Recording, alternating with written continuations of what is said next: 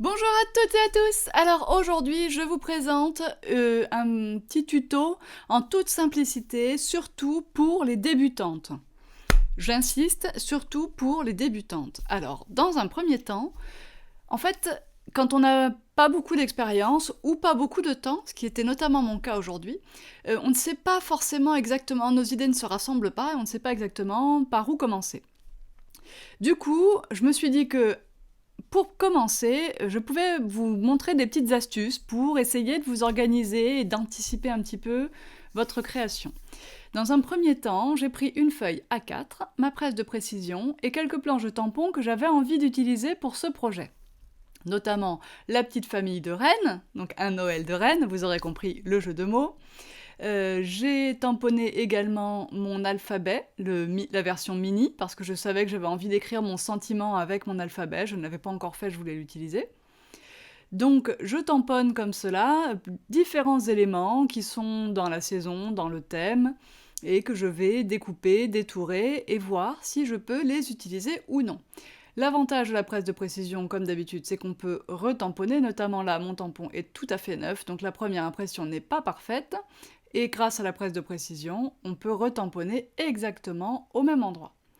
Je vais donc comme ça retourner ma feuille de façon à réaliser tout un tas de tamponnages, et ensuite je vais les détourer, et je vais voir comment je peux les mettre sur ma feuille, ma carte. J'utilise l'encre Versafine Onyx Black parce que l'encre Versafine est une encre permanente, imperméable à l'eau. Je savais qu'ici, je n'allais pas utiliser de fond à la fresco finish, donc le fait que ma peinture sèche, mon encre sèche lentement n'était pas réellement un handicap. Et comme c'est mon encre préférée, c'est toujours elle que je choisis par défaut. Évidemment, j'ai énormément accéléré cette étape qui n'a pas d'intérêt particulier. Je prends mes ciseaux, soit les petits, soit les moyens, la plupart du temps, pour détourer. Ensuite, je fais des petites étiquettes autour de mes sentiments. De toute façon, ce que je n'aurai pas utilisé pour cette carte ne sera évidemment pas perdu, ça va être dans ma petite boîte sur le bureau et ça sera prêt pour une autre. Les chutes, je les retaille également en forme de rectangle, j'ai horreur des chutes qui sont toutes soit en L, soit avec des bords très irréguliers, je garde toujours des chutes très propres, je trouve que c'est plus facile à utiliser. Et voilà, je continue à détourer mes tamponnages.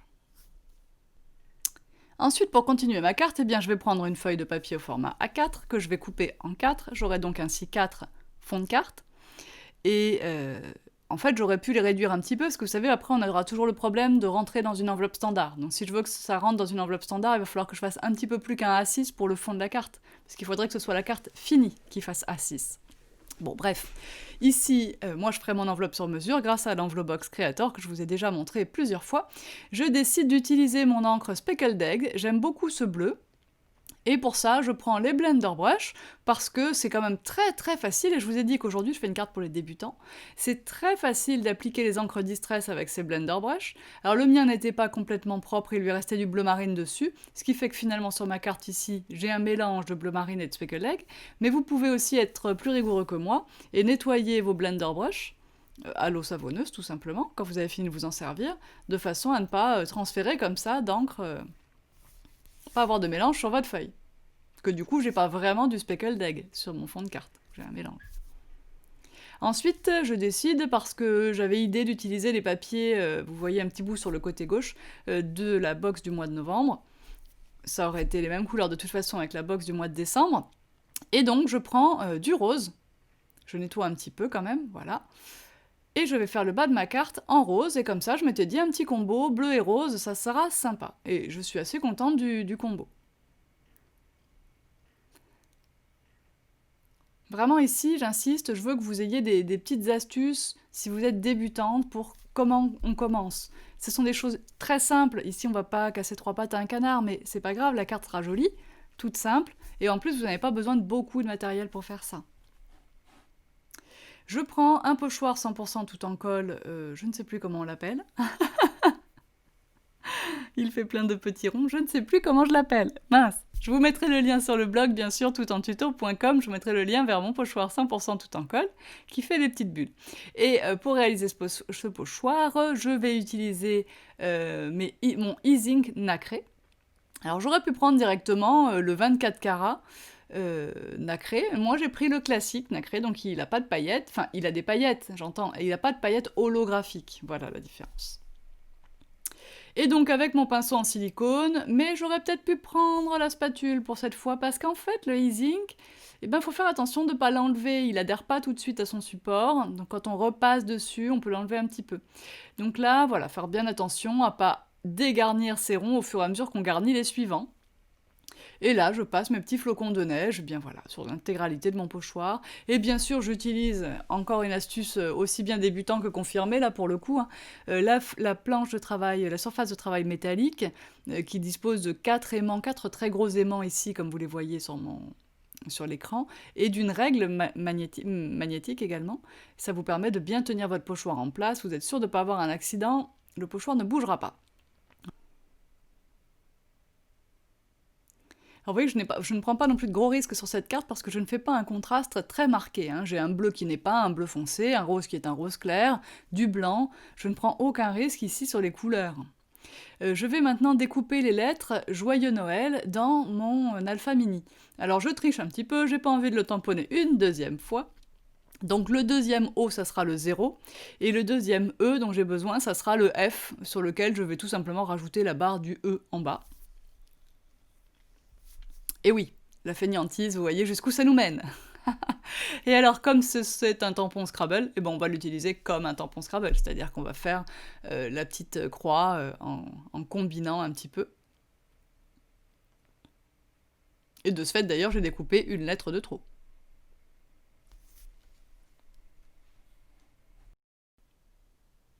Alors, je décide de mettre mon petit L comme ça, un petit peu penché. Ce L va retenir une boule par la suite. Je fais un petit cadre autour au feutre, tout simplement, n'importe quel feutre noir. Fera très bien un petit tour comme ça.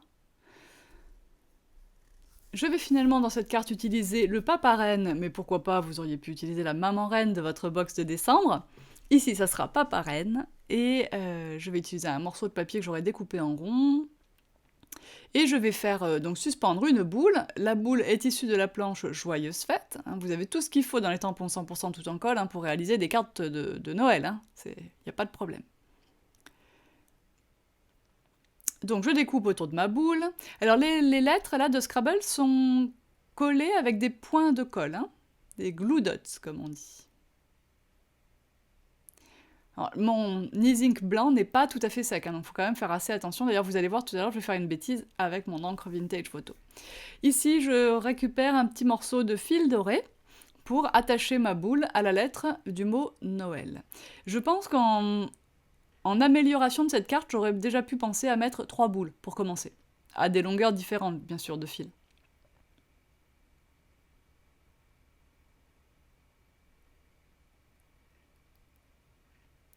Un petit point de colle, c'est ça que je vais chercher là sur le côté, et je colle aussi bien la ficelle que la boule, tout en une seule opération. Lui, il va arriver comme ça, parce que vous savez que j'aime bien quand les personnages ne sont pas forcément intégralement sur la carte. Il est un peu grand, je trouve, par rapport à la taille que j'ai pris pour le sentiment. Quand on a un sentiment qui prend de la place, forcément, il faut un personnage un peu plus petit. Pour ce qui est de la mise en couleur de mon petit renne, vous prendrez n'importe quel crayon ou feutre ou ce que vous avez envie. Moi, j'ai eu envie de sortir mes crayons pastel. C'est pour ça que vous voyez qu'ils ont le manche en bois, enfin couleur bois. Ce sont comme des craies pastel sec, mais en crayon, donc chez Faber-Castell toujours. Ça va me donner un rendu très très doux, et ça va effectivement continuer dans la douceur, hein, entre le bleu relativement pastel et le rose très clair de ma carte. Donc je colorie comme cela. Ici, nous ne sommes pas sur un tuto coloriage, hein, donc j'ai accéléré cette étape. J'insiste beaucoup sur le fait que mon estompe ici se travaille uniquement à sec, parce que j'utilise une estompe de papier d'accord, mais pas de solution de mélange, puisque nous sommes ici sur des crayons pastels. Donc, pas de solution de mélange, ça n'a aucun intérêt avec des pastels, qui se comportent un petit peu comme de la craie, hein, si on voulait vous parler de quelque chose où vous allez pouvoir vous rendre compte un petit peu, vous représenter le résultat. Voilà, donc j'ai repassé un petit peu sur le bouton aussi. C'est là que je décide de mettre un petit peu un côté antique à cette carte en lui apportant une touche d'encre vintage photo sur les bords. Bon, par contre, il y a une chose que je n'avais pas pensé, c'est que mon pochoir n'est pas sec et que du coup, l'encre marron va beaucoup s'imprégner sur les gouttes du bord. Bon, j'essaie quand même de ne pas trop les déplacer. Bon, ma foi, ça donne un petit style. J'avoue que c'était pas obligatoire quand même. Hein. Peut-être j'aurais pu, pour faire un peu plus sympa, rester dans les tons doux, prendre un rose plus soutenu et un bleu plus soutenu, et reprendre un peu dans les zones. Donc le rose foncé sur le bas et le bleu foncé sur le haut. Bon, c'est un parti pris, c'est comme ça. Une fois que j'ai disposé ça, je vais donc couper un petit cercle dans ce papier, enfin un grand cercle même, avec un bord cousu. Hein. Ça sera un fausse couture, ça sera plus joli. Et je vais coller ça dans mon angle en bas à droite. Donc là, je suis partie dans la Gemini. Et voilà, je vais disposer ça comme ça. Donc je vais commencer par coller le cercle, coller le renne, et ensuite je couperai tout ce qui déborde en retournant ma carte.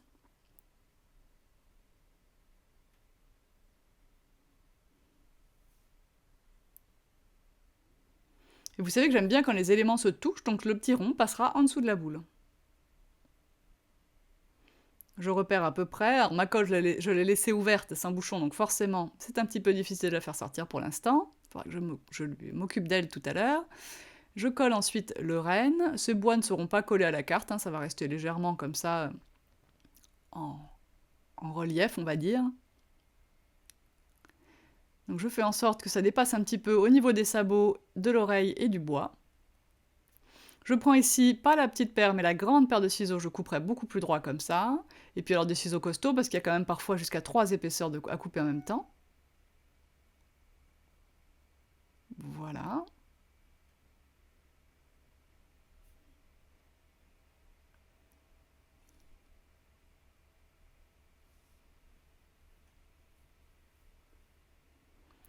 Maintenant, je vais ajouter un petit peu, comme je n'avais pas pris de e-zinc 24 carats, et puis de toute façon j'ai envie de paillettes plus grosses, j'ajoute du Stickles Ice Cycle, c'est-à-dire celui qui a les grosses paillettes holographiques dedans. Ça va bien prendre la lumière, ça va être joli. Je vais colorer ma boule. Je vais mettre des paillettes sur mon renne, donc le pinceau à paillettes indispensable évidemment. Je ne le sors pas souvent sous la caméra, mais croyez-moi, il est toujours sur mon bureau. C'est indispensable le pinceau à paillettes, il distribue des paillettes toutes fines, juste magnifiques. Quand ça ne sort plus suffisamment, eh bien c'est marqué push sur le réservoir ici. Vous n'avez qu'à presser, attention de ne pas en gaspiller et de ne pas faire tomber une grosse goutte d'un seul coup. Une fois qu'il est vide, il est vide, par contre il ne se recharge pas, mais ça dure quand même un bon moment, puis pour 5,95 €, les paillettes ça n'a pas de prix. Ensuite, donc je décide, alors moi je prends des feutres Pitt pour colorer ma boule, mais vous prendrez là encore ce que vous voulez. Moi j'avais envie de quelque chose de très vif, et puis il y a beaucoup de détails avec les étoiles qui suivent bien la perspective de la boule, du coup j'avais envie de la pointe si précise de mes feutres Pitt pinceau.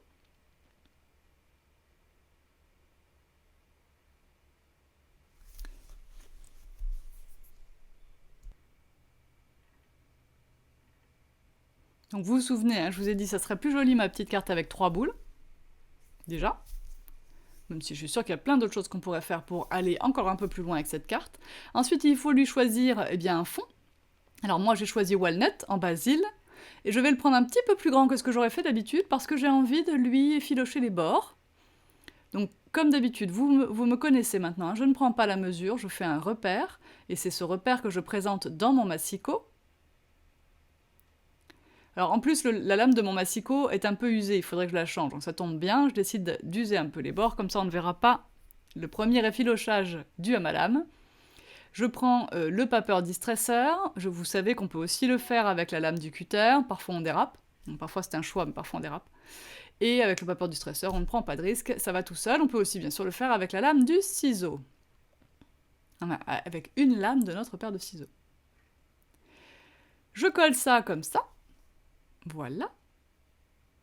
Je fais attention, j'essaye de ne pas mettre mes doigts dans le Stickles Ice Cycle qui n'est pas sec. Il y a beaucoup de choses pas sèches, hein, du coup. Hein. Ensuite, il va falloir faire une base de carte. Pour ça, je vais prendre un papier Maya ivoire, parce que ça se tient très bien. et que quand on a un devant de carte qui est déjà lourd comme ça, eh ben, il faut quand même avoir une base qui tient le coup, parce que sinon quand on ouvre la carte, le derrière a l'air tout mou, tout moche. Attention au côté qualitatif de vos cartes. En principe, une carte comme celle-là, les gens vont avoir envie de la garder, hein. Si elle est toute gondolée, si on sent qu'elle va s'abîmer, ils vont la mettre dans le tiroir, vous êtes sûr, ils la sortiront plus, hein.